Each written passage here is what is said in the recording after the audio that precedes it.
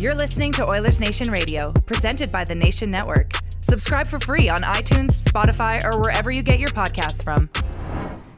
Welcome, ladies and gentlemen. Oilers Nation Radio, episode 99. It is just the three of us today, so far at least. I am Bagged Milk, Tyler Yaremchuk manning the board. Rick is here as well. Nation Dan is missing. He could be in a ditch, or he could be watching this Coyotes Avalanche game that the three of us are watching, and we're going to see how distracted we all get because it seems like everybo's got money on this or something. Anyway. Flyers and Habs just dropped the puck, too. Yeah, I got both on my multiple TVs. Look at this setup, boys. Look at and that. I have the... Look at you, Tyler. So you got I have the Alfonso game going on the iPad, fuck, too. I need that. Oh. So we got Tyler here in his house, and he's got two TVs up in his living room. Look at you. That is good living down there. Oh, yeah. At the Castle Yaremchuk. It's all good in Casa Yaremchuk. All right, boys. So I want to start off by, again, thanking our friends at Sherwood Ford, the Giant, out in Sherwood Park, Alberta. You can follow them on Twitter at Sherwood Ford and on Instagram at Sherwood Ford_the Giant. We are going to start off today with episode 99 with the Sherwood Ford Giant question of the day. Tyler, what do you got for us? Sherwood Ford Giant question of the week. Well, the Oilers are done, in case you missed the memo. So I want to know, after watching them fall out to the Hawks in 4 games, what is the biggest need for the Oilers this offseason? That's hard, man. I feel like there's a bunch is the answer. But I think, look, if I can only pick one, I'm going to go with they need to shore up the goaltending a little bit. I think that when you have two guys, and again, I know Mike Smith only played half a game, but when you got two guys with a sub 900 save percentage, that's a problem. That is a big problem. And I mean, we talked about this a little bit yesterday on Real Life, download, subscribe everywhere, but like I was watching the Penguins Habs a lot. And you saw the work Carey Price put in, making the saves. And it was like, 2-3 extra saves a game that maybe he shouldn't have made, but he did make, and it ended up being the difference. And the Oilers didn't get that. So I guess if I can only pick one, my vote has to go to goaltending. What do you think? For me, yeah, I don't think. Go, Rick. Yeah, I think he's hit it on the head there. I think with better goaltending, just league average goaltending, we're still playing right now, and without it, this is where we're at. I mean, there's definitely other reasons and other areas that led to where we are right now. But at the end of the day, a couple more saves, just league average goaltending, and we're still playing. Yeah, like you don't need Carey Price, and it would be great if the Oilers had a Carey Price or a Carter Hart or a Darcy Kemper, but you just need someone who's going to, they don't need to make 4 or 5 extra saves a game, maybe just once or twice. And I know a lot of those Oilers goals were deflections from the point and all that, but I mean, NHL goalies should be able to stop the odd deflection from the point, right? So I was disappointed in the goaltending, and I will agree that goaltending is probably the biggest need, but I will give an honorable mention to a better third-line center, because I think that's also a massive need for this team. I like their wing depth a lot. Ryan Nugent-Hopkins, Kyler Yamamoto is a pairing. That works. You got Zach Kassian up on that top line. I think that works if you can find someone else to play with McDavid. You got Athanasiou, Archibald. I think Nygaard's an NHLer. You got Neal. You got Chase on. Like, there's a lot of parts there. Tyler Benson could be coming up as well if Jesse Puljujärvi comes back. But I think being able to establish a legitimate third line that can play well at both ends of the rink, not just, like Sheahan and Archibald did where they kill penalties and they're decent at 5-on-5. I'm talking about a line that you can trust in the defensive zone, but is also good for some points and can also sustain play in the offensive zone. So I think that third line center thing is big too, because just think if they went out, and this might be a pipe dream, but like Max Domi's an RFA. If Max Domi was your third line center with Athanasiou and Archibald, that is a hell of a third line. Or what if you could go get Chris Tierney from Ottawa, and just these guys who can actually help the skill you have on the wings and create a legitimate third line? I think that series might have played out differently. What about a guy like, since you brought it up, and I'm just confirming here, yeah, he's a UFA this year. What about a guy like Alex Galchenyuk? Or would he just cost too much? Well, I don't think he's going to cost too much, because he's kind of had a rough road here and he's been thrown around all over the place. Like, he's been on 4 teams now, I think? This year, yeah, and he only had 8 goals this year. Yeah, so he probably doesn't cost you a lot, especially considering what the UFA market is. But can you trust him in your own end? And is he, I'm not convinced he's necessarily a play driver at 5-on-5. So I'd be aiming my sights even a little bit higher when it comes to the third line center. And they have some trade chips that they can use as well. Like, as much as I hate to say it, like, you could look at trading Matt Benning for a third line center. You could look at, trading Jesse Puljujärvi and seeing if there's a team out there that wants to take a chance on him now that he seems okay with coming back to North America. I guess the problem I have there is just kind of how things shook out this year. I mean, the Oilers are getting fucked out of this third rounder in the Lucic thing. And again, that could be this year or next year. It's Oilers' choice before the draft. They traded 2 seconds for Athanasiou. So you're kind of running out of picks to move a little bit. And the thing I guess the concern I have about moving a guy like Matt Benning is I like Adam Larson a lot. I like the way he plays. I like that he's a shutdown presence. And I honestly think the Oilers missed him a lot in the games he missed in the series against Chicago. But we don't know if his back is going to hold up at all. So Matt Benning is a legitimate NHL defenseman. I guess he's a third pairing defenseman, but would you want to risk trading him or losing him when you don't necessarily know how much Larson is even going to be able to play next year? Is he going to be around for all 82, or is he going to have to hit the shelf a little bit because he's banged up? Yeah, but if you have Larson and maybe he can't play all 82, whatever, you still have Ethan Bear. Evan Bouchard's bubbling up as well. You can sign a third pairing defenseman as well if you're smart with it. I just think to get something of value, you always need to trade something of value, unless you're dealing with Peter Chiarelli, of course, and hopefully he lands somewhere and we can take advantage of that. But I think you got to give some to get some, right? So I that's why I bring up Benning's name, because I think he would be a really attractive piece for some other teams.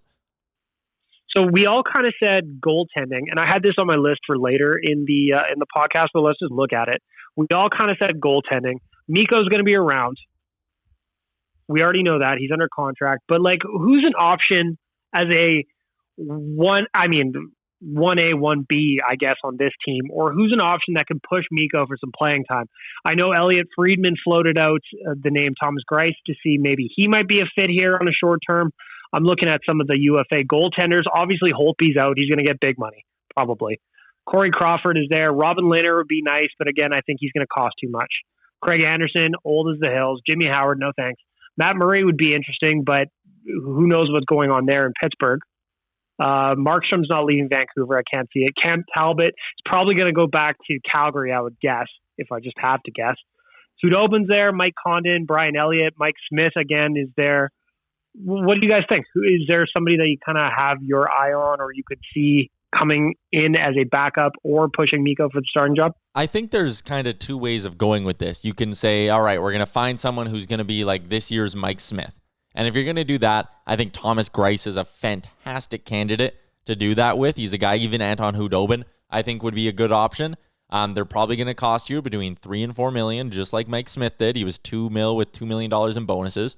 So they're probably going to cost you right around the same, but you know what you're getting. Solid veteran. They've done it before. They've been on different kinds of teams. They're going to give you good minutes. Or, and this is what I told them to do last year, and not to keep bringing this up because it's my thing, but I fucking told everyone they should be going to get Tristan Jarry and go find that goalie of the future, a guy who you know can play at the NHL level and has that experience, but also a guy who could maybe take some steps forward and eventually be this team's starter. I'm not sure if Alexander Georgiev out in New York is that guy, and there is a chance Lundqvist just retires and the Rangers keep both their youngsters. But Matt Murray doesn't exactly fit the description I just gave out, but I'd be real interested in one of those goalies out of Pittsburgh still. I think if you can get a 26-year-old who's an RFA, who's won a couple of cups, kind of been there before, I'm interested in that kind of a player. And the other name, and I had a texter bring this up when I was on the radio, Shamal. I don't know if Shamal listens to the podcast, but shout out to Shamal. He said, what about Columbus? They got Merzlikins, they got Korpisalo. They're both signed to great deals. But with the expansion draft coming, could Columbus look at their goaltending situation and go, this is our chance to kind of cash in on one of these guys here, get some assets for them, and then we don't lose them for nothing next summer in the expansion draft? And I think maybe there's an pipe dream probably here, but what if there's a bigger deal to be made with the Oilers and Columbus? And the thing I floated out, if you're Ken Holland and Kekalainen calls you and he says, give me your first rounder, 14th overall, and Jesse Puljujärvi, or maybe Andreas Athanasiou, and we'll give you Josh Anderson in one of our goalies. Would you do that? Yes, I would. And so with that, right? Like you're real tempted to do that just to shore up your goaltending. So I think what became apparent here, and we've said it a few times on the podcast, you look through the Oilers' depth chart in their organization, they seem set at forward. They have that dynamic skill. You might need to plug in a few pieces as you go, but every team needs to do that. On the back end, you got Broberg coming, you got Bouchard coming, Samurakov could one day be here. You got Jones, you got Bear, Clefbaum and Nurse are still young. You have the pieces on D, but there's not that goalie, and I know Olivier Rodrigue is a Hockey Canada goalie, but he's not an A-plus option. Stuart Skinner's not an A-plus goalie prospect. With that 14th overall pick, it's a gamble, but I think you could take a chance to shore up your goaltending for the next decade, whether it's trading for a young guy on another team, or do you look at drafting Askarov and taking that chance there? Like I just wouldn't hate the idea of them using that 14th pick to fix the goaltending, and then we're good.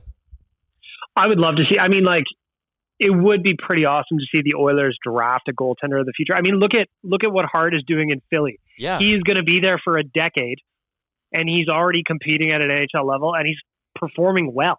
It'd be how many years in is he though? Right now? He's 20. Like he was drafted. I think wasn't he drafted the same year as not this Connor? Is his third season, after? Isn't it? I think so. Yeah. His third season. Can we wait that long? Okay, but would you not rather have someone who's ready to win like tomorrow? But that's where maybe you go the trade off. Go with the 20.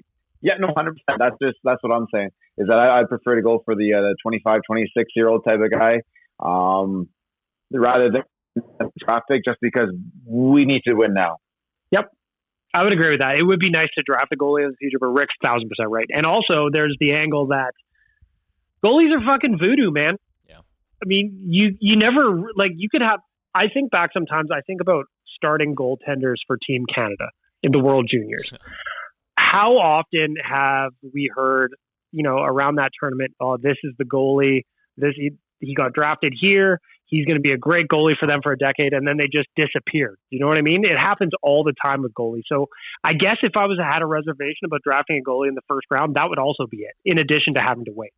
Yeah, you do take risks when you draft forwards too, though, right? Like you could look at Team Canada, the World Juniors, and find a handful of guys who never pan out who are good players. So I think if your scouts, and a lot of people love Askarov, if your scouts actually look at him and go, he's Andrei Vasilevsky or he's Carter Hart, he's the next Carey Price, then I think you take that risk, even though, yeah, it sucks you have to wait 3 years, but then in 3 years, look at what you're getting, right? But I do agree. I'd be real tempted to look at trading that pick in a package of some sorts, maybe, that allows you to get a goalie that you've seen play at the NHL level and that you're confident can improve and become a legitimate starter. And Columbus that'd be tempting. Pittsburgh, we're hearing reports that they aren't going to be allowed to spend to the cap next year. Well, that pretty much cements that Matt Murray or Tristan Jarry is getting traded. So I think the goaltending is a huge need, and I think that 14th overall pick might give Ken Holland a chance to fix this. But would you have concerns, though, if Ken Holland does look at moving the 14th pick, they don't have a second from the Athanasiou trade, and then they would have to take their first pick in the draft would be third round unless they give that up to Calgary?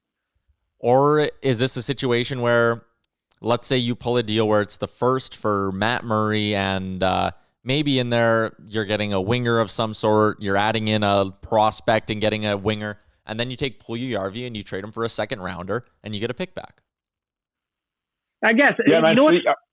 Sure, go ahead. Like I'm saying, like, I don't know if I'm using that pick this year. We need something right now, whether we use it in terms of getting a goaltender or whatever.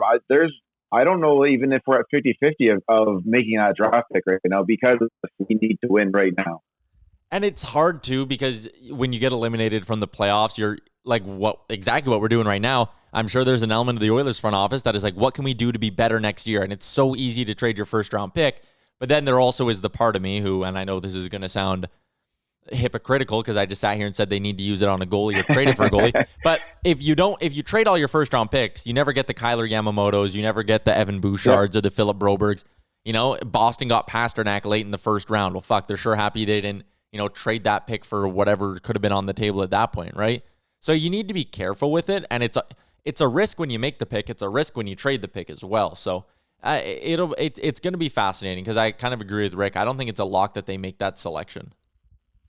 It's going to be interesting, but you know what? I think that there's a lot of teams that are going to be making some interesting decisions this year because I just can't imagine there are a lot of teams that look at their cap situation now, what they were planning for next year and the year after that and into the future, and then having, COVID-19 step in the middle, put in a flat cap and being like, oh shit. I mean, put it another way. Ken Holland basically admitted in his availability the other day that they may not have traded for Athanasiou had they not expected the cap to be around $88 million. Obviously, that changes things. So there's going to be teams out there that get screaming deals and trades. And I would love for once that the Oilers are one of them. Don't you think? Yeah. There's a chance the teams that can create cap space are going to be able to weaponize it more than they have in any other year. And you look at the Oilers, the tough part is, well, it's hard because you can look and go, there's 10 to 12 other teams who are in just as shitty of a spot as the Oilers are. Then you look at the Oilers and you go, well, the only way for them to get out of this shitty spot is to trade Chris Russell, trade Alex Chason, move some cap space around. And then you go, well, who are they going to trade these guys to? Because there's 12 other teams who are going to be trying to do that exact same thing and move all their bad contracts out to teams with cap space. So it's going to be a real interesting offseason, like how teams can move and weaponize their cap space. What are free agents taking? Like, are free agents just going to all take 1-year deals, or are they all going to accept that they're getting, maybe 33% of what they thought they were at the beginning of the year? And it's all on a condensed schedule too, right? Well, yeah. It's going to happen. It's going to all happen pretty damn fast. Season's going to end at the end of September. October 4 or 5, I think we're getting the draft. And then it's like October 10th, free agency starts. Like, it's bang, bang, bang. And then, you kind of get that initial 2-week buzz of free agency. And then by that point, we're going to be almost in November. It's going to be a quick 4 weeks off, and then camp start in December. Like, this offseason is just going to be an absolute hurricane. In the meantime, though, I do want to give a shout out to our friends at Tourism Jasper. Right now, we're giving away a trip for two, a 2-night stay in Jasper, complete with a classic cruise on Moline Lake, and $50 to Moline Canyon Wilderness Kitchen. Well, Wilderness Kitchen, I should say. All you have to do is go to Oilers Nation on Twitter, at Oilers Nation on Twitter, retweet the tweet. I just posted it again this morning. Tag your travel buddy and follow Tourism Jasper. They are at Tourism Jasper on Twitter. Super easy. It's super easy. We're going to be picking a winner for this contest. Next week, we're going to get you a little getaway in the mountains. I think a lot of us could use a little staycation, mini vacay here in Alberta. Our friends at Tourism Jasper are going to make it happen. Go check out at Oilers Nation, all the details you need. They are also up on the website at OilersNation.com. Again, thank you to Tourism Jasper for getting involved in the podcast and coming up with this fantastic prize to give away. Guys, another thing that's been kind of circling the interwebs a little bit is Darnell Nurse. There are people that are upset with him, some people that are very staunch defenders of him. I kind of find myself somewhere in the middle. He's got when you look at Darnell Nurse, he's got a lot of tools. He's got everything you want. He's big, he's fast, he's mean. He's got some offensive instincts. Sometimes you wonder why he's skating the puck into the corner again, but that's a conversation for another day. My question is, do you think there's any chance Ken Holland would maybe look at a bigger deal? Maybe say with a guy like Darnell Nurse, or is he too ingrained in the core to move at this point? Like, I can't take my head off a Edmonton Toronto fit. I know, Tyler, you wrote about it this week in your rumors roundup on Thursday. I don't know if you mentioned, I don't remember if you mentioned Nurse specifically, but his old GM is there from the Sioux. His old coach is there from the Sioux. They obviously know him. Could there be a fit there, do you think? I think there definitely could be between Edmonton and Toronto. Is it with Darnell Nurse? I don't know. I think there could be more. Like, we know Toronto's liked Matt Benning and Jujhar Khaira in the past. We know Edmonton is liked some young wingers on Toronto in the past, Connor Brown before he was dealt. Is there a fit with Nurse, though? I could certainly see Kyle Dubas wanting him. I could certainly see Sheldon Keefe wanting him. And in that sense, I could see the Leafs maybe overvaluing him. We know the Leafs need defensemen. If I'm trading Darnell Nurse to Toronto, though, like, I'm not trading Darnell Nurse unless I'm getting an absolute bona fide top-line option to play with Connor McDavid. Like, I'm talking William Nylander. That's what I'm talking. And that's probably the only player, the realistic option on Toronto that I would consider trading Darnell Nurse for is a guy in Nylander, 24 years old, locked up for the next 4 years, which it's important to remember. Flat cap coming. Good to have the certainty of knowing Nylander's is making 6.9. I shouldn't say only. That's a pretty hefty price tag. But Darnell Nurse is a UFA in a couple of years. He might be a hard deal to get done. And if you don't trade Darnell Nurse this summer or next summer, then you're accepting there's a risk you might have to let him walk for free. So If you could get, like, the names I'm looking for Darnell Nurse, William Nylander in Toronto. If the Winnipeg Jets want to shore up their defense, you can send us Nick Ehlers, and I'll give you a nice Darnell Nurse for him. So it's names like that. Like, I'm not doing it for Janssen or Kapanen or Jack Roslovich. I'm doing it for the big names. Well, yeah, and I think that's what people need to realize too. If you're listening to this right now, and I assume there probably is somebody listening to this and getting pissed off at the idea of trading Darnell Nurse, like Tyler said, nobody's giving him away. But if you could maybe get a guy like Nylander who could probably score you 30 goals on Connor's right wing, I think you kind of have to look at it. And we saw how Toronto bowed out in the play-in rounds just like we did. You know that fan base needs a shakeup just like Oilers fans do. There could be a fit there. And like I said, there's some history with the GM and the coach. I don't know. I'm just thinking out loud. And just quickly, I know Rick's going to want to chime in on this. Look at the left side of your defense sort of moving forward here. Yes, it's great to have Darnell Nurse on that second pair. He works great with Ethan Bear. But you have Klefbom. I don't think he should go anywhere because he makes 4.1 for the next 3 years. And honestly, I don't think Ken Holland is foolish enough to trade a value contract like that. Klefbom's staying. You have Darnell Nurse for now, but you also have Caleb Jones, who has proven in short spurts he can handle the top 4 minutes. So if you let him keep developing, I think in 2 years it'd be realistic to say Caleb Jones is a legitimate bona fide top 4 defenseman in the league. I think we could all see that happening, in which case you probably wouldn't want to pay Darnell Nurse $7 million if you can get Jones done for $4 million instead.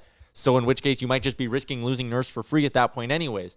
You got Broberg coming up, and there's a chance Broberg's on the NHL team next year. So you have a lot of left-handed defensemen. If there's one area of your team that you're going to move for help up front, it's probably a left-handed defenseman, and Darnell Nurse probably has the most value. And if you say Toronto, you think they could overvalue him, then you get as much as possible as you can out of whatever team that wants to take him. But you're right. I think maybe before the season, Holland would have been a little more iffy on trading him. But after what he saw with Broberg, what he did there, I think that's going to loosen up a couple more options. And with Toronto, I think you could probably get more for Nurse than you would Klefbom, whether we like it or not.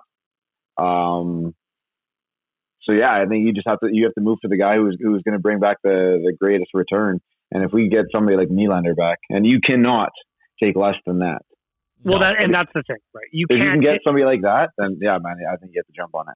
And they could also, like, if I'm thinking about it from a Toronto standpoint, you could also sell, hey, dude, you can sell Nurse down there. Local boy, tough, gritty. Local boy, played for Keefe, played for Dubas. You could sell it there.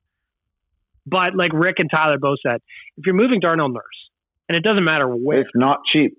It's not cheap because he's an important part of the team. Also, Tyler brought this up on Real Life yesterday. He's also Connor's buddy. Yeah. So if you are trading Darnell Nurse, you better get something that Connor goes, oh shit, okay, I can see why you did this. Do you know what I mean? Because that's also something you have to take into consideration. Yes, they're professionals and trades happen, blah blah blah. But let's not pretend that doesn't matter. I 100% agree, and that's why I'd still be hesitant to do it, because even today on his Zoom call, McDavid talked about night and day difference in the room with that team, the strides they've taken in the year, their mindset. The last thing you'd want to do is overreact to a pandemic year where you got bounced in a weird-ass best-of-5 and trade a core member of this team, and it upsets the room a little bit, because there is that consideration in all of this as well. Of course, and you have to think about it. You can't ignore it and pretend these guys... I know a lot of us like to pretend that hockey players are robots, but they're not. So that is something that you need to think about. You did bring up... You brought up McDavid's Zoom call there. So I got a couple of quotes here from Gregor. I want to read them to you guys, get your take. When asked about playoff intensity, something that really bothered me, the lack of intensity. Rick, I saw you shake your head, so we'll go to you first on this. Connor just said, when he was asked where was it, he said, I wish I knew. I wish I had the answer to why it wasn't there. It drove me fucking crazy. Rick, what do you think about just the lack of anger and hatred? We saw more in an exhibition game against the Flames than we did against Chicago. Yeah, man, I think they really dropped the ball there. Where was Cassian? Like that's kind of his role. He got bumped down to the third role or the third line. So he knows all of a sudden he's not going to be able to put up as many points as he would if he was up on the first line. So what does he have to do? He has to go out there and bang bodies and get the emotion up. And that was not there. Nobody took it an opportunity to do it. Jujar, the guy wasn't out there at all. I didn't see him at all. Like, I just think they missed such an opportunity to move on, period. And when you can't score, you can't score. I get it. But you can always put in that banging, crashing. And I hate to say it, and it kills me, but I watched that stupid ass Flames game last night. And where was that type of forecheck? Where was that type of physicality that we had? Nothing. I wish, actually, you know what? I wish that Dan was on the podcast today, because I wonder, there was a lot of fights in the play-in rounds, more than I expected. And there was none in the Oilers series. And I wonder if that was one of the only series where there wasn't a scrap. And you brought up Cassian. I was endlessly disappointed with him. And I said this yesterday on Real Life. I mean, I get, hindsight is what it is. But that contract now it pisses me off even more, because he just completely disappeared in the playoffs when we really needed him. Tyler, I thought you had a really good point on Cassian's contract yesterday on Real Life. If you could just please echo it here on ON Radio. The thing that worries me with Zach Kassian, in 2017, when he had his best run as an Oiler there and he asserted himself in those playoff series, it was a contract year. And then the Oilers gave him a contract. And what happened the Christmas after they gave him a contract? It was, Zach Kassian's being told he can look for a trade. Zach Kassian's getting a healthy scratch. Not happy in Edmonton. Went on and on and on and on. So he comes into this season, comes out of the gates flying, is playing some of the best hockey we've ever seen him play in his career. And what is it? It's a contract year. What happens when the Oilers sign him? Well, he completely falls off the map again. Right? He gets suspended a couple times, has a rough stretch, gets pulled off the top line, and disappears in the playoffs, which is when he's supposed to be making that contract worth it. So I get concerned that Kassian gets comfortable real easily. And that's part of the reason that contract really irks me, is because, one, I don't think there was any reason for Ken Holland to sign that as soon as he did.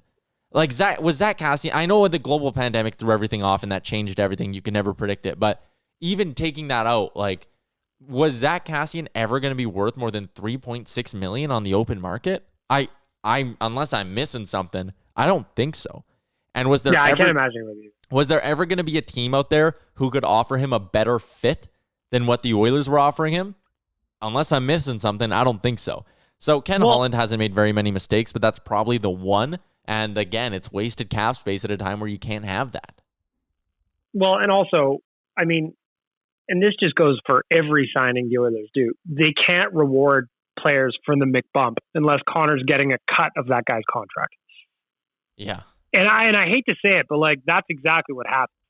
Would Kassian score as many goals as he did if he wasn't with Connor? No, he wouldn't. So, I mean, I guess I'm just still frustrated with him. I assume he's frustrated with himself as well, but still, disappearing in the playoffs and being a complete non-factor was a real bummer for me. What other problems did you see? I mean, we covered goaltending, lack of intensity. What other problems did you guys see in that Chicago series that were just glaring to you? Well, the lack of intensity is the big one. Like, you can't be showing up for playoff series and seemingly not giving a shit. And the depth scoring was a problem for the Oilers all season. But if you're a guy, and I thought James Neal actually had a good series, but if you're a guy like Kassian, Kara, whoever, and you're going out there and you sense that your team is a little bit not feeling it, they're not bringing that intensity, why not go fight someone? Why not go lay a big hit or something like that? Like, just, it seemed like no one wanted to step up and be a catalyst for the Oilers, and that was really frustrating. And then the goaltending was the big one. Their defense wasn't great either, but, an above-average goaltender can mask some of your defensive issues, and the Oilers didn't have that luxury in the series. Rick, what do you say? Yeah, man, it's just exactly that. Didn't seem to be any want or desire to win. They kind of just skated, did what they did, and it kind of looked like a round robin game to me. There was just nothing behind it, and then everything, all the bad bounces around our own net. That just, you're already angry at the fact they don't seem to be anybody even trying, and then all these stupid bad bounces, or their tips from here, there, and everywhere. It was just extremely frustrating from pretty much from the first game on. It was, and I think you guys nailed it. I would also add a lack of discipline onto the pile. Even Kailer Yamamoto today on his phone call to wrap up the season, he said in game one he was too hyped up and he was just going around trying to hit everybody, and it took him out of his game. So I think there was a lot of that going on as well. Lack of discipline, caused some issues. I'm thinking specifically of game three, the penalty box parade just kind of killed the game before it was even underway. So, but we were still in that thing. We were still winning that damn game. Well, and that's the problem too, right? If they hadn't taken those 6 penalties in like a span of, whatever it was, 10, 12 minutes, then maybe we would have looked at an extended lead heading into the third period rather than 1-goal lead. But then again, they fucked it up. They were sitting but even on the a lead. 1-goal lead, they got it. This team hasn't done anything all year. They got to win these games. Like, this is 06 was sad. Like, we were so close. I was very sad. 17 was fun. It was the beginning of the Connor Leon era. It is what it was. And, it's kind of like, okay, we're growing, we're moving forward. And then Chiarelli happened. And then this year is, I'm angry. They got my irate. This is way worse than any other fucking one we've had. This is fucking horrible. It is way. To me, it's also worse because now we're watching. All three of us are watching a game. I see all of our eyeballs from the FaceTime call up on the TV. But this one specifically, Colorado and Arizona. This is happening here in our fucking arena. Somebody is going to win the Stanley Cup in the Oilers arena, and it is going to drive me crazy. It drives me nuts. And we didn't try. We didn't do anything. They didn't put any fucking effort into it. It seemed like. Well, look at how bad it eats me alive right now. You're singing to the choir here because, look at Chicago game 1 versus the Golden Knights. They got fucking lit up because they suck. Yes, we could have done that if we just played like we did in fucking January and February and March. Well, that also raises questions about some of the choices that Tippett made. Again, not reuniting the best line in hockey until 7 minutes left in the elimination game. Mistake. Archibald and Sheahan towards the end of the season before the pause had started to find some chemistry on the third line. They weren't together. Mistake. There's a lot of that kind of stuff. I don't want to dwell on it too much. Obviously, we're all pissed off. That was annoying. The series ended the way it did. It was stupid. It makes me angry. I don't want to talk about it again, but I understand we have a podcast where we talk about the Oilers. We kind of have to. But it was ugly. There's no other way to put it. I was so mad, in fact, after that loss on Friday, I fucked off for 4 days. I basically walked into a river, and I didn't come out. And I peeked my head out just above the surface on Monday night to see if we won the draft lottery. We didn't win that either. So I went back under the surface, and I just started swimming away and pretending to drown in this fictional river that I'm making up. And then I came back and I was still mad on Wednesday when I got back to work. So it just endlessly annoying. I agree with Rick. I think that this one is way more disappointing than losing to the Ducks in Game 7 in 2017. The only thing I'll say is there is going to be more shitty years than there are good years when you're going through this build, right? Like, I'm even reading the Detroit Red Wings sort of season by season look right now. And before their quote unquote dynasty won that first cup, in 97, like in 95, 96, they had 131 points. They didn't make the cup final. Year before that, they lost in the Stanley Cup final. They got swept by New Jersey. Year before that, they had 100 points, lost in round 1. Year before that, 103 points, lost in round 1. Year before that, 98 points, lost in round 2. This is before there were even 31 teams in the NHL, right? So, even that dynasty, before it got to where it was, had its fair share of hurt. And as much as this is a cliche, and I hate cliches, I think you got to learn to lose a little, right? There are, and I think the Oilers learned a real tough lesson this year against Chicago, and I just think that's a part of it. There's going to be shitty years. There's going to be points where, it feels like it's rock bottom and the Oilers aren't going to go anywhere, but when you take a bigger picture look at this season, and I think when the Oilers are eventually Stanley Cup champions in what I think will be 2, 3, 4 years, you're going to look back on this season and go, fuck, Ethan Bear, this was the year he arrived, and he gave us that top 4 defenseman we've been itching for a decade for. This is the year Kailer Yamamoto came up and became a legitimate top 6 winger who's going to score big goals for the organization. This is the year where Caleb Jones became an everyday NHL defenseman as well. This is where Draisaitl put all the, he plays with McDavid shit to bed, and he proved that he's an MVP candidate on his own. I think there were so many things to be happy about throughout this season, and it sucks the way it ended. But in 3 years, we're going to look back on this fucked up pandemic year, and we're going to go, you know what? Way more good than bad happened in that run.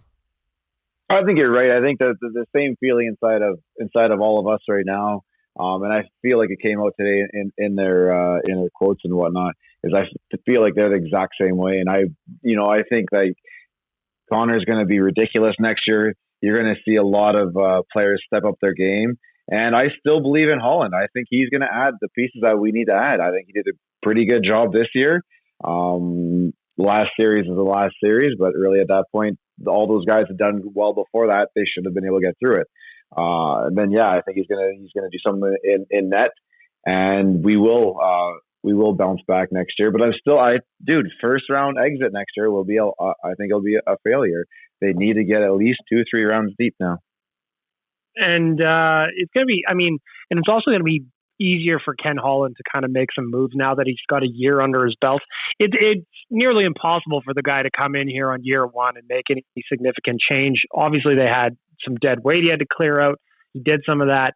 He went with the scratch ticket route last year in free agency. I imagine we'll see some of that again this year, but I also wouldn't be surprised if he makes bigger moves than he did last year because he's seen these guys for a year. Speaking of making big moves, head on over to skipthedishes.ca, get yourself something to eat. They will move it to your house for you. No more putting pants on, my friends. No. There's no need. You just go out to skipthedishes.ca, get yourself something to eat from one of Edmonton's finest restaurants. They'll bring it to you. Like Tyler always says, tip your drivers. They're putting the work in. Yes, You're sir. enjoying the results. Get yourself something to eat today. Skipthedishes.ca. Thousands of options around the city, no matter where you're living. They have got something delightful for you. Including I would recommend it. Yegburger's on there. Including Yegburger, which we are going to welcome to the podcast a little bit later on. A couple of housekeeping items. Tyler, you brought up the Red Wings, so we're going to touch on them in a second. But a couple of Oilers house cleaning items. Mike Green, according to the 31 Thoughts podcast, is retiring. Probably one of the best NHLers to play for the Oilers for the shortest amount of time. 2 games. 2 games. That's going to cost him a 4th-round pick. Obviously, that wasn't their fault that he got banged up before the pandemic. And then he, to his credit, opted out in the play-in rounds, wanted to spend some time with his family. Maybe he even knew he was shutting it down at that point. But Mike Green shutting it down. I remember the guy that was a dominant offensive player for Washington. And you don't often see many point-per-game players from the back end, but that's what he was at one point in his career. So shout out to Mike Green. A fine career for you, sir. I'm kind of bummed. You know what? I would have liked to see Green come back on maybe a cheap 1-year deal, kind of see what he could do, because I think that, having him on the power play would have made a difference. It would allow Bouchard a little bit extra time to not necessarily, walk onto the team, but have to force his way in, which was always a good thing. I was a little bit bummed to see him retire. I think he would have been a nice fit, maybe as a depth defenseman on this team, veteran presence, a little bit of offensive touch.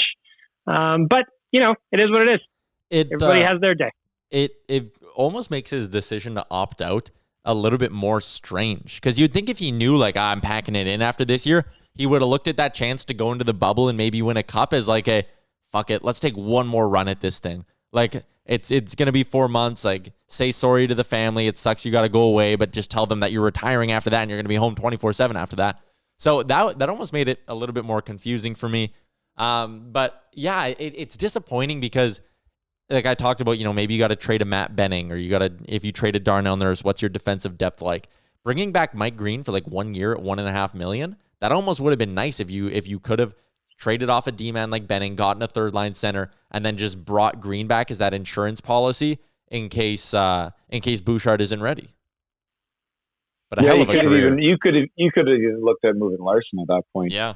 And just hope that Benning and Green can handle the minutes that you needed by when Bear's not on the ice, or then you never know what happens with Bouchard coming up either. So he could have opened up the door for a couple of moves. It is weird, though. Like I said, a 4th-round pick for 2 games of Mike Green. We wish you well, Sucks. sir. I don't know what to do with my Mike Green jersey now.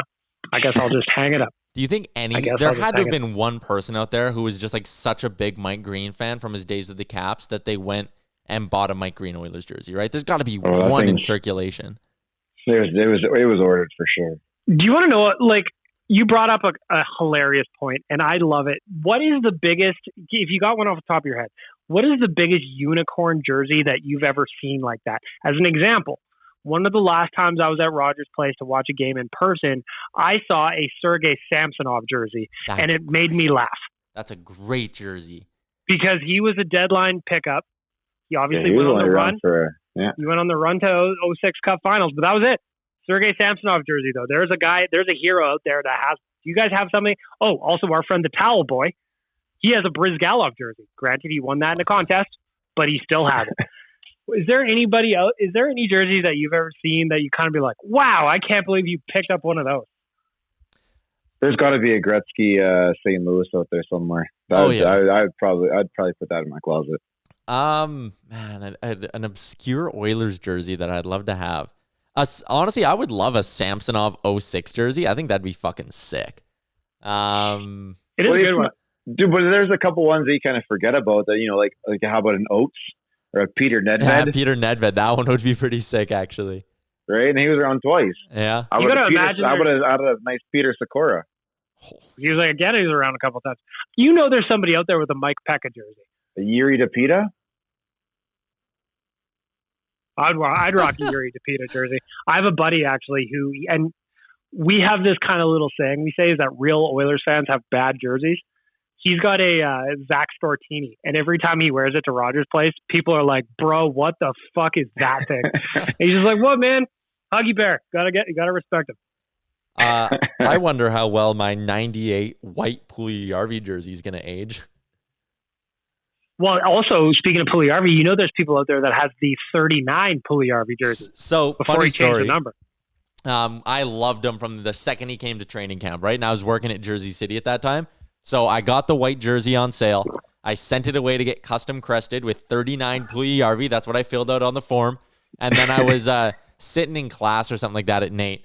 And I see the thing pop up on my phone being like, yes, a Puljujarvi will wear number 98. And I was like, fuck, I got to get this thing changed. Like, I don't want to be walking around a 39 Puljujarvi jersey.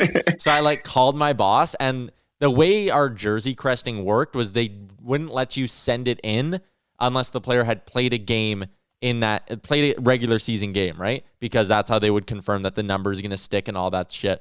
But I convinced my boss. I was like, no, let me get a 39 Puljujarvi, please. So my boss was like, okay, fine. Then I remember having to call her and be like, can you call the cresting company and quickly change my order to a Puljujarvi 98? And she was just like, are you fucking kidding me, Tyler? I told you. And I got in trouble for it. You know what? You do what you got to do. Yeah. With passion. Do what you got to do. I will also give an honorable mention to nation favorite Fat Dad, who has a 64 Bond Senior jersey. However, he just got that to be an asshole, and I respect it. That reminds me of a nation road trip down to Calgary where we made Handsome Tom wear the Bond Senior jersey, and he was very, very upset about it. Handsome Tom Gazzola did not want to wear that Bond Senior jersey, but like a champion, he put it on for the pictures, and that's what really matters at the end of the day. Back to the Oilers, some housekeeping. Andreas Athanasiou. On deadline day, we were all fired up that they picked him up. 2 first-rounders and Sam Gagner went to Detroit for him. And now, because of coronavirus and what it's done to the salary cap, we have no idea what's going to happen with Athanasiou. Do you re-sign him? Do you try to re-sign him on a 1-year show-me deal and convince him that, hey, man, you had a terrible year. Qualifying you at 3.1 or whatever that multiplier would be doesn't make any sense. Bet on yourself here. You'll get to play with Connor or Leon or Nuge or a combination of those guys. Do this. Cheap deal. This is what's best for you. Or do you think he walks away because they just don't have the money to make it work? Tyler, what do you think? Ken Holland did not get to be who he is by trading 2 seconds for a guy and then immediately letting them walk. So I find it very hard to believe the Oilers are just going to be like, yep, sorry, it didn't work out, AA, and then let him go. Like, to me, the scenarios that are going to happen here are either the Oilers qualify him and then trade him and try to recoup a second-round pick. Maybe, you're probably going to have to take a loss on him, but maybe there's a team out there who will give you a second or who'll give you a fellow RFA. Maybe you can trade him to Montreal for Domi. Maybe you can trade him to Columbus for Josh Anderson or something like that. Or the Oilers are going to not qualify him and sign him to a 2-year deal worth $2.1 million, easier on the cap, keeps him here for a couple of years, and he has a chance to sort of redeem himself next season. Rick, how do you see this playing out? Yeah, it's tough. I like Tyler said, I don't see Holland being the type of guy who's going to bring somebody in like that and just turn his back on him that quickly. Though I think I don't think they're qualifying him. I don't think you give him that raise. So there's going to be some sort of contract for that, and it'll probably be a 2-year because I don't see why he would sign a 1 year and not just walk away from his qualifier and take the 1 year. So I think it'll be a 2-year contract, and yeah, it'll probably be 2.5 somewhere in there, a little bit cheaper. And then, I think Holland's going to hope for the best at that point. I think that, to me, what I see happening is what you guys kind of said, where it's a 2-year deal, low money. I wouldn't be surprised by 1 year, but I think it would be a 2-year deal, low money. And that leads to a guy like, I'm sorry, Alex Chason, you're a good dude, but you got to go. We need the money. And that's just a reality of the business. That's kind of how I see it playing out. But again, I'm just guessing. What the fuck do I know? I agree with you too. I think moving Chase, like if you can move Neil this summer and free up $5.75 million, you do that in a heartbeat. I don't think you're going to move Neil this summer. So I'd be looking hard at trying to find a team to take Chase on. And it might be difficult because I think he's maybe $500K overpaid and there'll be some free agents out there who are probably just as attractive. But I'm thinking, 2 weeks after free agency, the teams that missed out on some free agents they wanted, you go, hey, we'll keep $200K of Chason's deal. You can have him for $2 million. You'll play on your third line and be on your power play. Would you buy out Neil? No, you can't. They cannot put more dead cap space on their books. We talked about this on Real Life. They're still fucking paying Benoit Pouliot. Last year, though. Yeah, one more year. We're going to throw a party when it's done. Absolutely. Shout out to Benoit Pouliot, still getting checks from the Chiarelli era. Speaking of needless buyouts, that was one of the most needless buyouts that Pistol Pete did. Anyway, you know what? I'm thinking about Pistol Pete. I wonder when my hatred for him that burns deep inside of me is going to go away. When they win a cup. But he delayed it, Tyler. Yeah, I'll still be angry. Like, what could have been? No, it'll eventually be like every move that we hated before Connor was forgiven when we got Connor, right? So it'll kind of be like, well, every bad move Chiarelli made led us to getting Ken Holland, who helped build the cup winner. So I think we'll forgive them all when they win the cup. You may have a point there. You know what? Who would have expected Tyler to be the optimist in this one? I'm doing my best, people. I'm doing my best. You are doing your best. You look sharp in that Raptors jersey, buddy. I got to tell you. Thanks. A little spicy P action. Playoffs start on Monday. I'm fired up. You brought up the Red Wings before. Mm-hmm. And I want to talk about something that is going around Twitter right now. I've seen it in a couple of articles. I've seen it just, making the rounds. Connor McDavid needs to sacrifice some offense to play more defense, just like Steve Yzerman did in Detroit. Now, I said this yesterday on Real Life, and I'm going to repeat it here again today. I want to look at the 2002 Stanley Cup that the Detroit Red Wings won. Steve Yzerman didn't play a full season, to be fair. He finished 6th in team scoring that year. However, what he had around him is unlike anything that the Edmonton Oilers are even close to being able to boast. That 2002 Stanley Cup winning team featured Sergei Fedorov, Brett Hull, Nicholas Lidstrom, Luke Robitaille, Brendan Shanahan, Pavel Datsyuk, Dominic Hasek, Chris Chelios, and Steve Yzerman. That is 9 Hall of Famers on.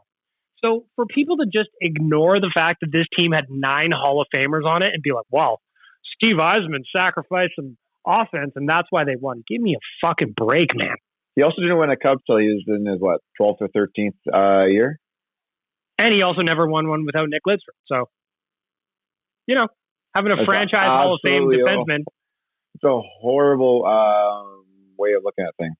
But where do you guys think this comes from? But it's because it fits a narrative, right? People want to pump out the narrative that Draisaitl and McDavid weren't good enough defensively in that series. They want to completely ignore the fact that the rest of the team wasn't very good, and they just want to find someone to blame it on. And was there 2 goals where McDavid and Draisaitl lost their mans respectively? Yes. But last night, Vegas won in overtime because Jonathan Taves lost Riley Smith in the slot. Like, this shit happens, man. Just because it's happening to McDavid and Draisaitl and they happen to be the team you cover does not mean every other player is a perfect defensive. Like, you could probably watch a couple Bruins games and find a couple moments where Selke award winner, setting records for how many times he's nominated. You could probably find times where Bergeron makes mistakes and it costs the Bruins a goal.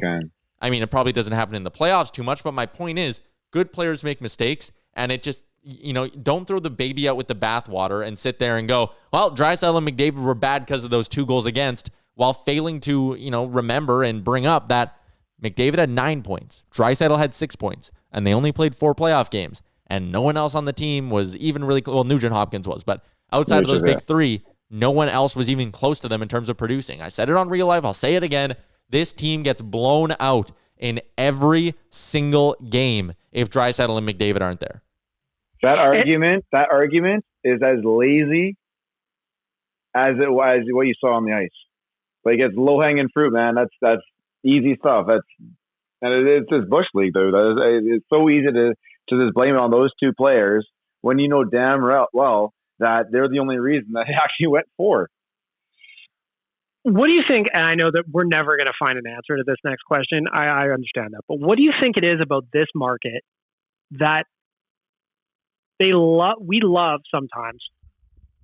I'm saying we as a collective love taking shots at the star players while completely ignoring that the rest of the roster is just not good enough. I said this on Real Life yesterday. This isn't basketball. Your stars can't be out there and play 70% of the game. That's just not how hockey works. This isn't golf. It's not an individual sport. You need a team to actually win. If you look at the St. Louis Blues last year winning the Stanley Cup, that was a team, man. Their defense was solid. They had guys chipping in throughout the forwards. Their goaltending was stellar from Bennington. That was a solid team. They didn't just have 2 guys. Where do you think that comes from in Edmonton? Or is that just we focus on the Oilers and it actually happens everywhere? Because of the 80s. You think? Everything gets compared back to them. And because they were as good as they were, and they had all those Hall of Famers on the team, so everybody kind of forgets that. But everything gets compared to the Gretzkys and the Messiers. And you'll never get that again. So they're always going to have those things.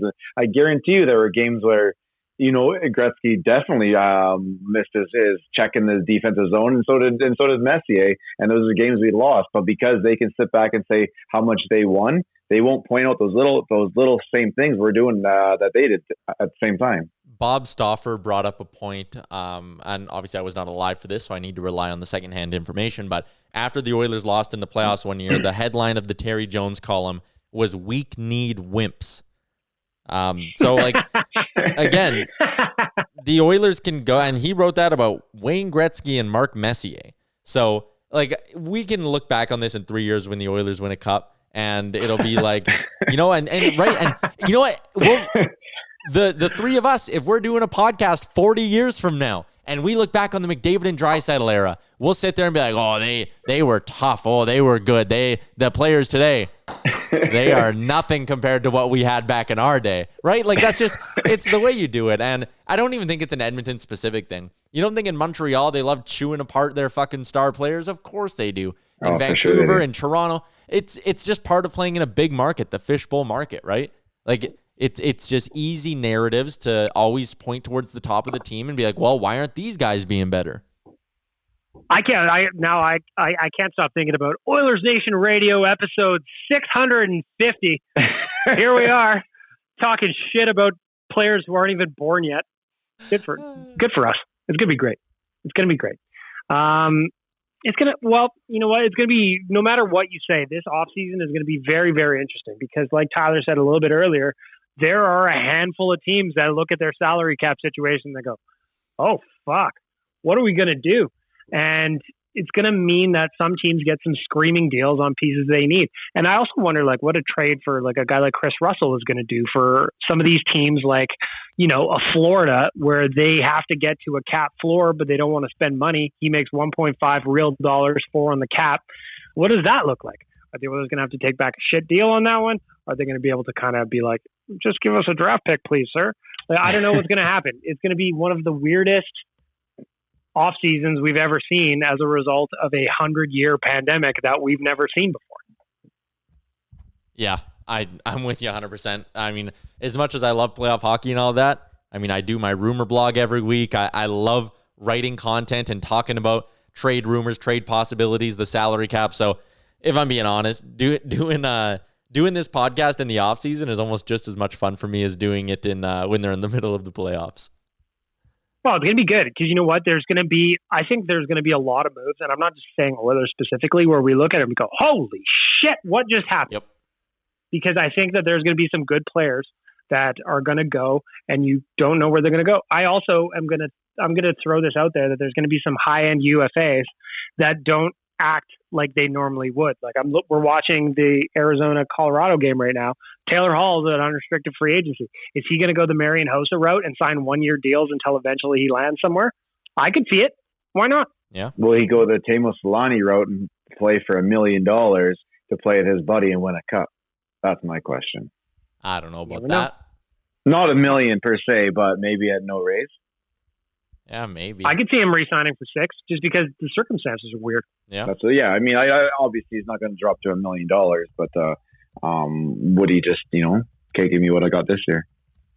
It's going to be interesting to watch as we move along. We've only got a few minutes left in this week's podcast, so we want to welcome Free Game podcast sponsor. They're flipping over to Oilers Nation Radio. Woo. Yeg Burger. Hell yeah. Joining us. Oilers Nation Radio. We're all very excited. Tyler knows them well from the pregame podcast. Unfortunately, he's unable to do that because we have no games to talk about. Very upsetting. We are able to welcome Yegburger in for the hot and cold performers this week. Go ahead and follow them on Twitter and Insta at Yeg_burger. And if you haven't been there, if you haven't ordered, they're on Skip the Dishes too, by the way. We mentioned that earlier. Their burgers are legit. The buttermilk chicken, get out of here. Get out of town. Get out of here. I will eat that thing every day for the rest of my life. And that's all you need to know. That's all you need to know. The milkshakes, by the way, fantastic. Yeah, it is worth noting every month they do a new burger and milkshake of the month. They usually keep them nice and themed. So this month it's Rosie's Tandoori Chicken Burger and the birthday cake shake. Birthday cake is a great flavor, whether it's ice cream, milkshakes, whatever. It is a fantastic flavor. And those both sound delicious. They sound incredible. We've been lucky enough to not only go to Yegburger a bunch of times since we've started working together. They've also been whole sponsors at the Oilers Nation Open, RIP, this year anyway. And they're the best. I always look forward to getting to the Yegburger hole because I know I'm going to eat something delicious. So go check them out if you haven't. If you're staying in, skipthedishes.ca. They'll bring it right to you. They are fantastic. That brings us to the hot and cold performers of the week. We're going to start with the cold. There's hockey on. We're going to do a hockey-themed hot and cold performers. Tyler, I'm going to start with you. Who's your Yegburger cold performer of the week?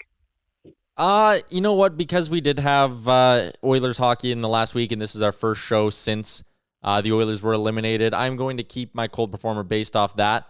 And I'm going to say it's Zach Kassian, man. Like, real frustrating and just real disappointing in general to see the effort or lack thereof that he put forth in that series against the Chicago Blackhawks. So I love him. I'm hoping he bounces back next season.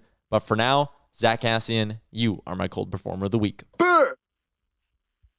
Rick, your Yegburger cold performer of the week. Well, there's two easy ones there. I'm going to take the second one. That has to be the goaltending. We weren't asking for a lot. Nobody was asking for, 960, 970 save percentage. We're asking for 905, 910. Just give us league average tending and allow the rest of the team to do the rest. And we did not get that. It wasn't exactly all the reason why we lost, but it was definitely a big reason. So, cold performer is definitely our goaltending. My Yegburger cold performer of the week, again, follows along the same lines as Tyler and Rick. I'm going to say the Oilers' intensity throughout the series. I mentioned it a little bit earlier. They were fired up for an exhibition game against the Flames. That was the angriest and the most engaged they looked throughout this return to play phase.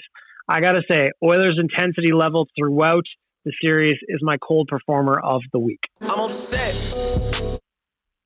I am upset, Drake. Thank you. Flipping the ledger, let's end on some good news.